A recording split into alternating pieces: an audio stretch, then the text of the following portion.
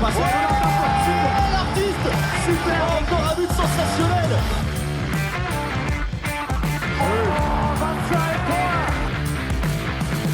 That's a brilliant bit of follow-up play by Mahe. Oh my goodness me, what a shot.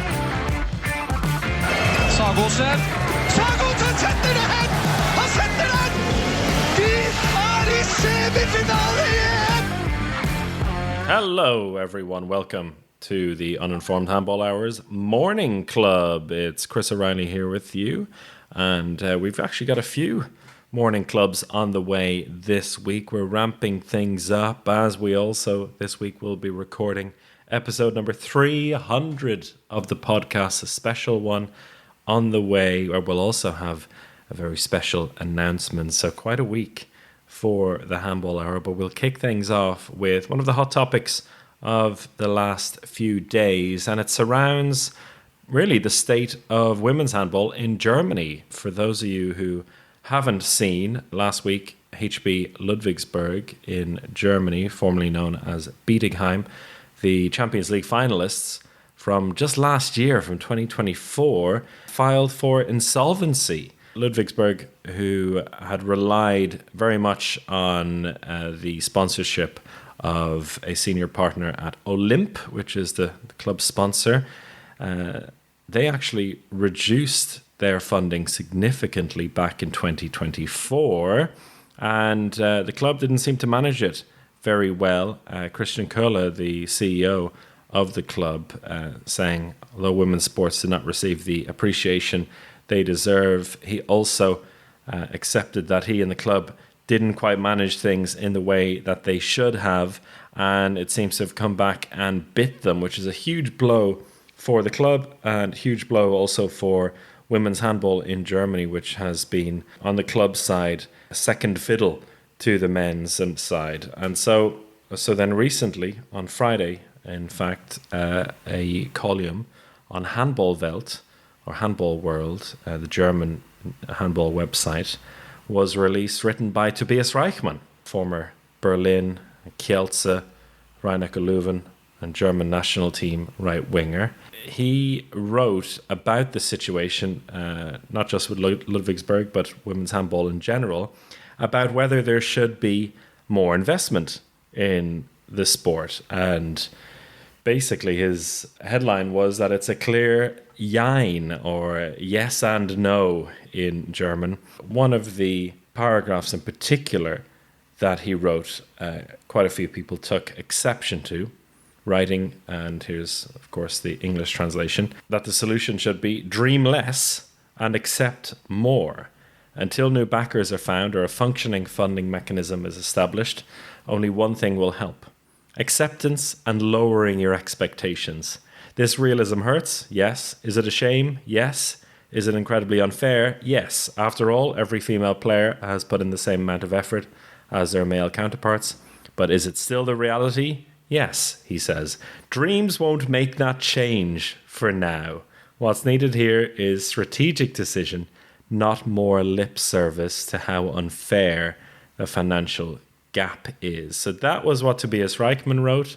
There was then a statement put on Instagram later on that day from Anja Althaus, three-time Champions League winner with Viborg and with Dürr, former Vardar player as well, German national team player, and now currently the team manager for the German national team.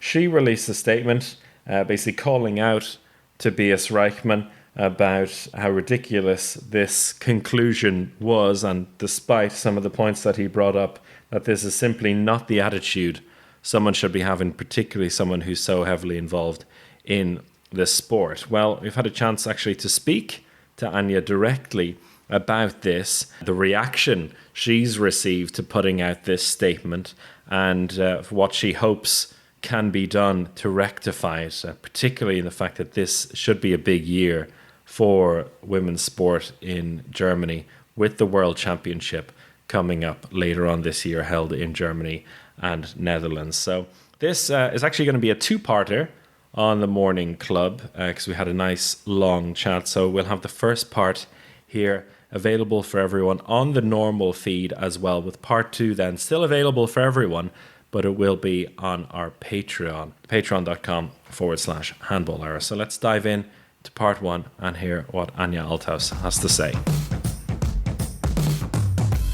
Morning, Anja. How are you? Morning. I'm good. How are you? Yeah, good.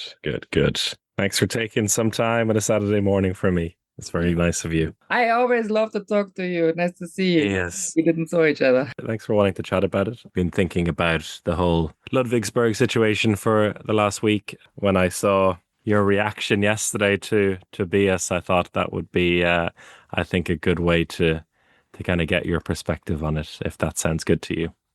It sounds lovely, and I'm happy to do this because that's why I also speak out and make my statement yesterday, actually. So I'm very happy and glad that you asked me, and I'm happy to do this because I want to do this for the women's sports, especially in Germany. And when something like this, suddenly pops up, then, I also feel responsible now to react. Something which I completely it shocked me. Like, it literally really put my shoes away from my feet.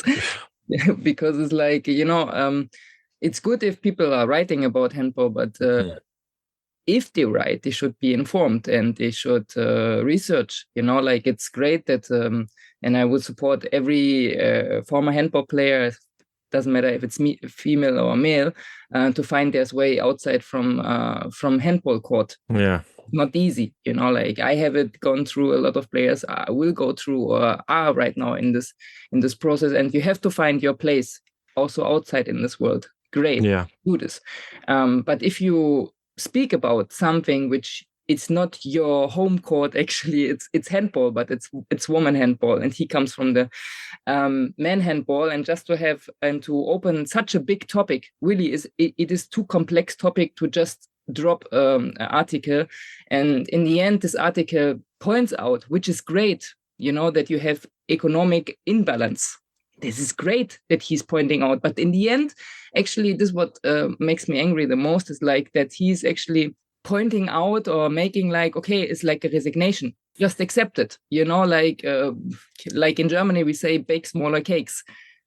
Or just accept the things how they are. This is the reality, and this makes me so angry. And I know that since I'm now in my new role as a team manager from the German national team, that I also will use and want to use and put on my back that I want to scream more out for women handball, especially in Germany, because we have so much space up to go up, and there's so much place to grow. And I know that I'm using this in so many ways, in conferences, in panels, but until now I didn't use it really well on Instagram. And now it was for me the first time really where I say, okay, stop it. This is not possible. And I literally right now don't care if I have to be politic in the right way because he's the ex-former and national team player. It's just not right, to say to a woman that she actually have to give up, put her hands up, and wait until a man maybe decides to push the woman handball. So that's why, for me, it was yesterday very important to write the statement, and I'm happy that I did it because the resonance was quite big. Yeah, what was that? Tell me a little bit about the reaction from people. I guess you got a lot of direct messages from people after that and responses. It was actually the most was like, thank you that you speak out. A lot of also ex former handball players, like which I played together, they say, thank you, Anja. You say exactly what we were all was thinking. People who works in the media who was maybe not that capable of saying their opinion, or they was writing, or you exactly speak what we was thinking. So there was actually really a lot of reaction, but there was also some reactions, sorry to say, from men, well, what you want, it is like it is, so where he's right.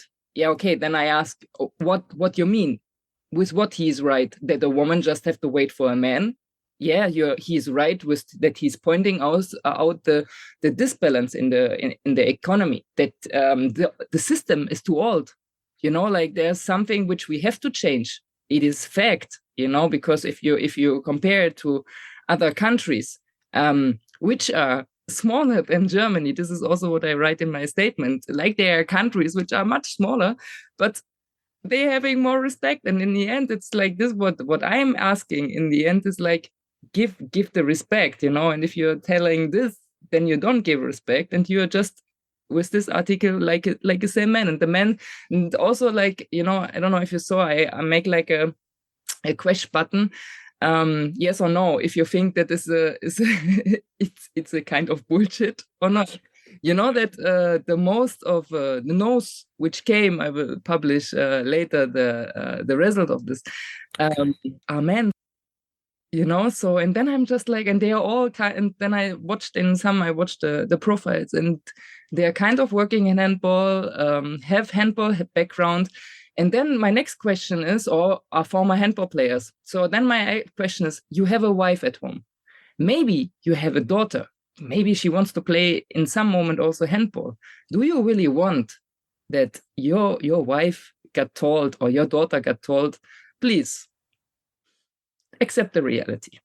It feels like kind of a shocking time to be discussing this as well, considering later on this year should be a massive moment for women's handball in Germany, or handball in Germany in general, hosting a major championship together with the Netherlands. And I just want to ask you about, your, I guess, comparatively to the other places you've been, because as you said, you've had to go abroad for most of your playing career in order to make a professional handball player's living in countries like Denmark. When you were in Viborg, women's handball at a club level was bigger than the men's side. Over in Vardar, where they had this massive project, and in Gjør, where women's handball is, the queen basically around there. What do you think are the main differences that you can kind of look at the attitude or maybe the culture in German handball where you see it's lacking in terms of understanding, maybe, and supporting women's handball in the right way?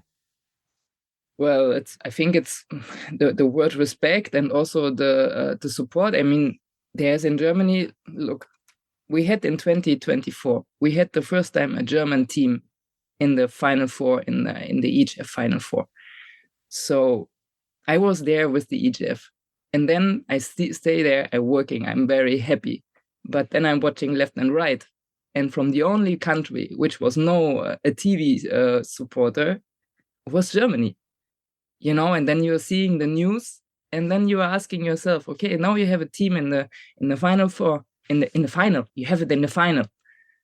So the women's make their job. So then it's the job from the TV. So there have to be someone who needs to decide, okay, now we are canceling, I don't know, football league, fifth league or whatever, and show a woman handball match in the final and a Champions League. So I think this is the problem. There's nobody who really stand up now and say, doesn't matter what, we are supporting now women handball, and we are going through, and I think the EHF also make a big example. They took big risk, they go in the bigger hall, they want to they work for it. And also in the other countries, in Denmark, it was shocking for me. It was shocking to come to Denmark and to see the evening games. In this time was the best games in 10 o'clock in the evening because of the TV. So, and then everything got scheduled for the TV. There was always like live commentators. They would make interviews, and of course, so people showed this thing. And for me, as a German player, it was shocking as hell. Yeah, what's going on here? Then, of course, seeing this, living this, and figuring out this is a decision. Somebody make a decision at one time to not show it. Like the same, somebody make a decision in my hometown when I was a young player that they outsourced the women team from SC Magdeburg. It is a decision. A man make a decision. It's fact. So now it's my thing. In other countries, it's working. I lived it. I saw it. I was inside. I felt it. Now I come back to Germany and nothing moved. I mean, yes, I cannot say nothing moved. Some things moved. We are going step. In my world, I would like to have bigger steps. But the problem is, it's like, okay, you're pointing out everything. Now Dine is showing more women handball. It is not like that. It's not, we cannot say nothing have moved. Yeah. But then you also have to make like bigger steps and to show it more. And then you have to wait. You cannot just expect in 1 second that everything comes. It's a cyclus. It's have to come. So I would like to wish more respect and proudness. Proudness, I think, is also something which is I feel in other countries much more than in my own country. Let me give you one example. I just felt this just from yesterday. Really, it's totally fresh. I was close my home here because I'm right now in Magdeburg, in my hometown, and I was with my mom in some supermarket. And in one moment, I was walking through, I was searching something, and in one moment, some man stopped me and asked me, "Excuse me, can I ask you something?" I say, "Yes, of course. Are you Anja Althaus?" And I was just like, "Yeah, I am." And I was shocked because this time I thought it's over, like that somebody recognize you. And I say, "Yeah." And he say, "Well, I'm so happy to meet you. I'm from Macedonia." And just like my face, and he speaks German to me, really German, and I was just like, wow, okay. And he say, "I recognize you immediately. My wife, she make a picture once with you in Ochit." And I was like, and my face was like I was stunned, like I was so shocked. And then I say, "What are you doing here?" He say, "Yeah, I'm living here. We're already here 8 years. We are trying to step up, to go out of the life, blah, blah, blah." I had a conversation with him, and then I say, and he make a picture with me, and he was so happy about it, and I was happy about it, and I say, "Well, great. Hope we will meet somehow again," because I think like it was impressive.